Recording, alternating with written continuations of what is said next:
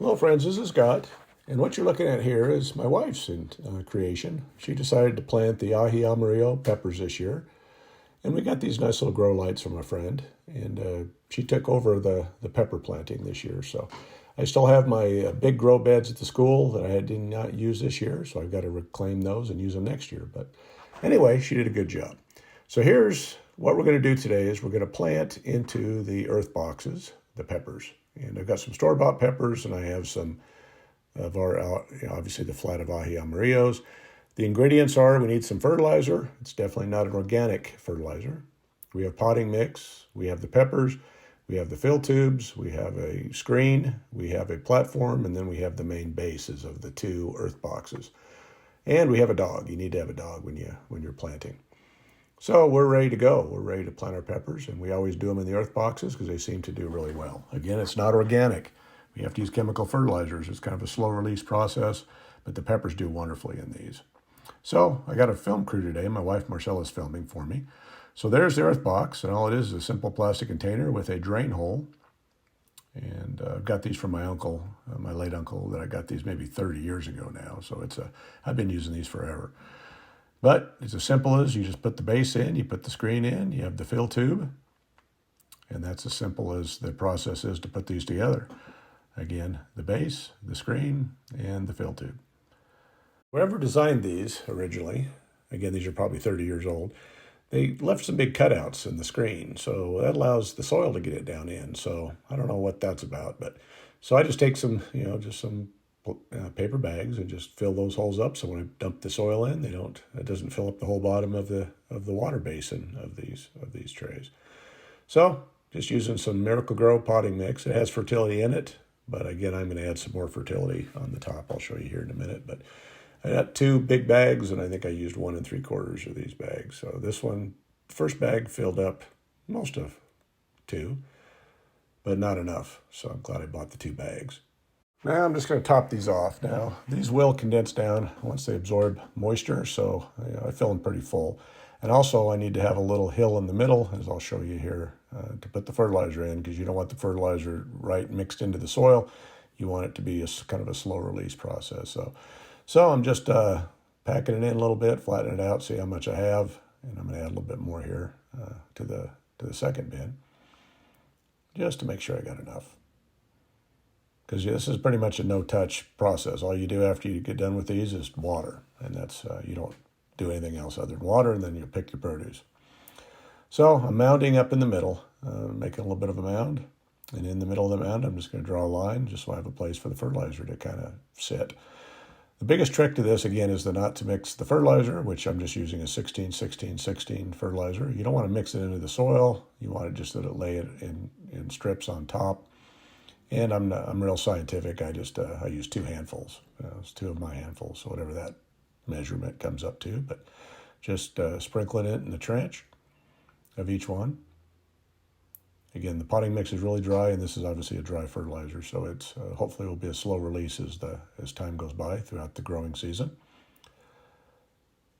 I wish there was some more organic methods, but you'd have to add more and more fertilizer because organic fertilizer doesn't have the high nutrition content. So got using another couple high-tech tools, and the first one's a kitchen garbage sack. I'm going to use 2 of them on each one, and these are the tall kitchen bags, and they fit right over the ends, and they're very tight, so they're the perfect ones to use. Now these came with some plastic covers, but they only lasted a season or 2, and then they disintegrated. So I've been using garbage bags ever since. You could use either black or white. Obviously, the black heats up more. I like to use the white. It reflects a little bit, and it doesn't dry out the bed or the box is so fast. And I got that fill tube sitting there, and I'm realizing that these plastic bags are pretty tight, so I'm going to have to get rid of this fill tube. It's just not going to work. But again, I'm trying not to dump the soil around, move the fertilizer around. I'm trying to keep it all kind of where it's at, and I'm glad my wife's filming because when I try to do everything, sometimes I can't quite get it right. But these are pretty tight on here, but they're perfect. I usually use bungee cords to keep the plastic in place, but these are so tight I don't even need to do that this year.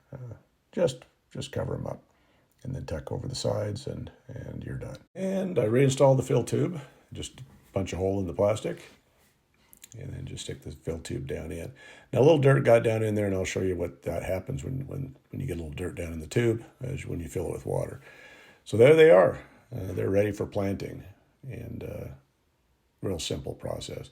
Now I decided to do something that I saw in a video with people that plant in greenhouses, and they have a lot of plants. They use heat. They use flame to burn the plastic just to make a little planting hole. So I thought I would try that on these, and it worked okay, but it wasn't great. And my wife started telling me how it was bad for the environment to burn plastic. So yeah, that didn't help the mood there. And I was running out of lighter fluid in the lighter, and then I started to catch a little too much. I touch it, and also you burn your hand a little bit. So maybe that's not the best method to do it, but it worked. But as you'll see here in a minute, I just go back to the old-fashioned using my hands and just poking a hole through it, and just using the fingers and spreading the holes, and just making an area for the plants to go. Now I'm going to plant 8 peppers in each one of these, and that's what I usually do, and it works out great, even though they're fairly tight together, but they seem to do very, very well together. And so just a simple process of just ripping the plastic and just trying to keep the fertilizer where it's supposed to be, and going to have to dig a little bit of a hole too, so that the plants can just get shoved into the hole, and then just kind of pushed in and pull a little soil back over the plants. But this whole process took me maybe 20 minutes. It wasn't much of anything to do these. But they do work really, really well for peppers. And I planted eggplant in here, and I've tried tomatoes, and I've tried several different crops, but the peppers are what work the best. So I'm going to show you what we planted today. I store-bought habanero. Got one of those, looks like. And then I've got some jalapenos. We like our little bit of hot pepper. And I usually grow more hot peppers, but this year I'm not going to do that much. There's a big Bertha bell pepper, just a green bell pepper. And we like our bell peppers and a lot of things. Another big Bertha. And then we've got some other varieties of bell peppers. There's a purple bell, and they all look the same, but if you let them mature, they'll all start green, and then they'll turn into their mature colors. And there's a red bell, and those are all sweet peppers. And we have a green bell, so hopefully we'll have a little variety. And they usually ripen up and change their color in these. There's another jalapeno. And I guess I only bought one of these, a cayenne. We love our cayenne peppers also. So one of the earth boxes is going to be store-bought, and then the other one's going to be our Aji Amarillo peppers that my wife grew. And there'll be extras. And so we're going to, obviously have some extra just in case some don't make it in the transplant process. And we can always replant, as well as I'm going to take some to the school garden, and maybe I'll take some down to the hobby farm. We'll see. I don't know if I'll take the hobby farm. I'm kind of behind, and I'm just going to plant bigger stuff down there this year. And I've got other projects to do, and I don't have the beds made that I need made. So I think just making beds might be my biggest priority, and just cover them in plastic, get them ready for next year. And then next year I'll be able to plant more crops down there. But we're trying to do our best, and still got the school garden also to plant. I got about halfway planted. So I'm a few weeks behind, but there's still plenty of season left. So these are as you see, these are real simple process to plant these. You just, if the roots need to be loosened, you do, but if they don't, you just basically dig a little hole, shove the plants in, and then pull a little soil around it. So again, I'm trying to keep the fertilizer from mixing into the soil. I want it to just, when the peat moss finally gets moist, it'll just wick it into the soil, kind of a slow release process. And you fertilize once and you don't fertilize again. So it's pretty easy, pretty simple process. So things are going pretty well. I'm glad the wife's filming. It helps a lot. Appreciate it. But just push them down, firm them up, and I got one more or two more, I guess, in this box. And then I'm going to show you something else that's sometimes problematic with new peppers. You've got to do another extra step, and that's the plastic. When the wind blows, the plastic will start to cover up the peppers. Sometimes the peppers get stuck underneath the plastic, and sometimes that kills the plant. So got to make sure that the plastic doesn't do that, and the simplest way to do that is to go get some rocks from the garden. I'm just getting that one. I've got some soil all over that one, so I don't know how good I did, but just get some rocks and just pin the plastic down a little bit so that if it does get breezy, the the plants don't end up underneath the plastic. So simple, nothing to it. So that's the store-bought. I still have a little soil on that one. That's the store-bought peppers. And the next one we're going to do is our Aji Amarillos. And they grew bigger than the ones we bought at the store, I think. And the root structure is pretty decent. You know, the stems are pretty thin. Those grow lights do the job, but, you know, not quite enough light sometimes. And you can see in the middle, they did grow as big as they did on the ends where the two lights were, but they're good. Now, a lot of these cells have a couple different plants, maybe 2 or 3, and I'm just going to leave them all together, and then I'll worry about that. If they all live, then I'll pick a couple, you know, break a couple off so that we have one main pepper left. But you always, you know, there's always transplant shock. There's some root structure, not too bad. So you always grow some extras just to make sure. But these turned out really well. I'm glad my wife took the initiative because I wasn't even going to do any grow light peppers this year, but she decided to take care of them. And these are a special pepper that we use in a Peruvian dish. And I'm going to butcher the name. I always do it. But one of my favorite Peruvian dishes is called papa a la huanquina or something like that.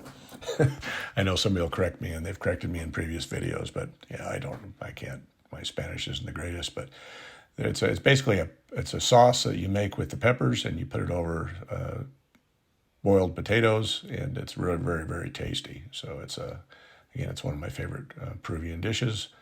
And we got the seed from a very good friend last year, and we had some extra, so this is the second season with that seed. And hopefully the peppers we grew last year were kind of small. I didn't do a great job with them. So hopefully these will produce some really big mature peppers, and then I'll save the seed again because I think we're almost out of the seed. But there's a really good root structure, so that was a good one. So I'm just going to break those roots apart a little bit, and then we'll shove it down into the soil.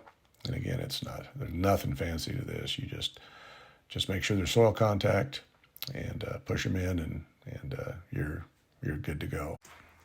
Now I've always got to clear out the drain hole, so I know as I'm filling them with water that's how you tell when you're full, is when the water starts running out that drain hole. So after putting plastic bags on there, you got to poke a hole so that you can see when that water is coming out. Now for the complicated last step is you just have to get the hose and use the fill tubes.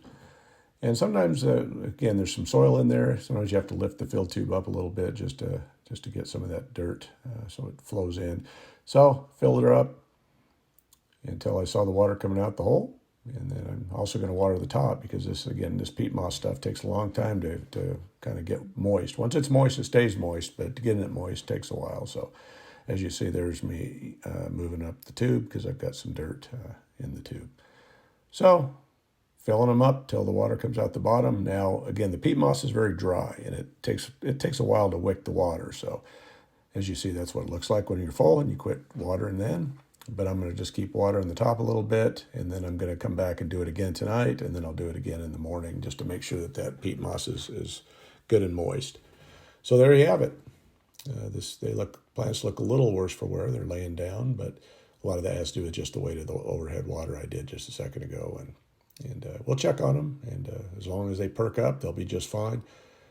And I'll move them into their permanent spot, and got some more rocks for the second one. And there you go. Simplest way to grow the best peppers you'll ever have.